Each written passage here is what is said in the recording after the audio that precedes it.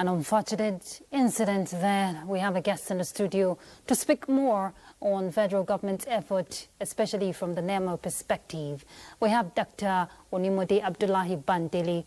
Thank you very much for joining us. He is the Director of Planning, Research and Forecasting, National Emergency Management Agency. Thank you, Dr. Bandele, for joining us on Weekend File. Thank you for having me, and good evening, viewers. All right, we've seen the situation, not a pleasant one at all. But at this point, we've seen NEMA already step in to intervene following the president's directive. But tell us, what is the update Nigerians should know? Thank you very much. When it happened, NEMA deployed staff of the Main Operation Office to site immediately, including the Director of Search and Rescue. The team traveled overnight and they got there by 4 a.m. on the 29th. On the 30th, which was yesterday in the morning, equally the Director General led a team to Mokwa for assessment. And during the assessment, we went around the community paying condolence to the village head, who his domain was very devastated.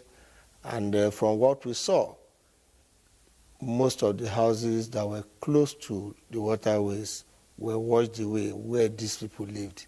So the search and rescue effort continued. Even while we were there, 4 bodies were brought out of the debris. And as of this morning, additional 35 have been brought out, bringing the figure to what you display on the screen. It's really unfortunate. It's pathetic. Let me correct an impression. During your news, you said we're going to distribute. Those items have been distributed by 10 a.m. this morning. Every beneficiary has received what NEMA gave them. And like we said, it is still work in progress. The search and rescue team is still on ground, believing that in the next couple of days, we should be able to bring search and rescue efforts to conclusion. But I must say that the people on ground are adhering to warnings not to go close to waterways. Like the DG said in her speech, the town planning board need to strengthen their responsibility, punish those who need to be punished, because from what we saw and from what you can see on the screen, the houses were very, very close to waterway. Yes. And we're believing that this will serve as a deterrent to some of us who kind of refuse to adhere to warnings. Were they informed before now? As I speak to you, early in April, the DG wrote letters to state governors telling them areas that are likely to be impacted. But this one is just an unusual occurrence, because from the people we spoke with yesterday, they have never seen this happen in that community. People attributed it to maybe a tributary breaking its way into the town.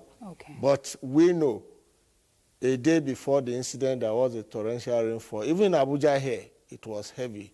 And who knows, maybe the hydrological runoff became too heavy and the space provided became too small. And water would naturally want to find its way. It's an unfortunate one. It's very pathetic.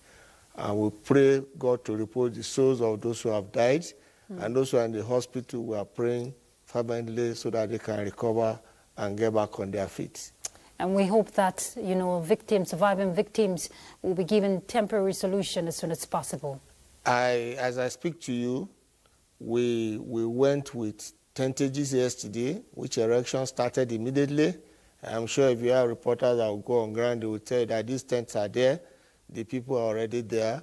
The DG has made provision for supply of medicaments so that people who are injured can be taken care of. And those who are in camp, this is rainy season. You have incidents of malaria, mosquito bite here and there. She has made provision for that. Like I said, it's an ongoing concern, and every hand is on deck to ensure that everybody that is affected gets succor from the federal government. Yes, and our condolences to the families of the victims. Thank you very much, Dr. Onimode Bandele. Thank you for coming on Weekend File. Thank you for having me, and have a great evening. You too.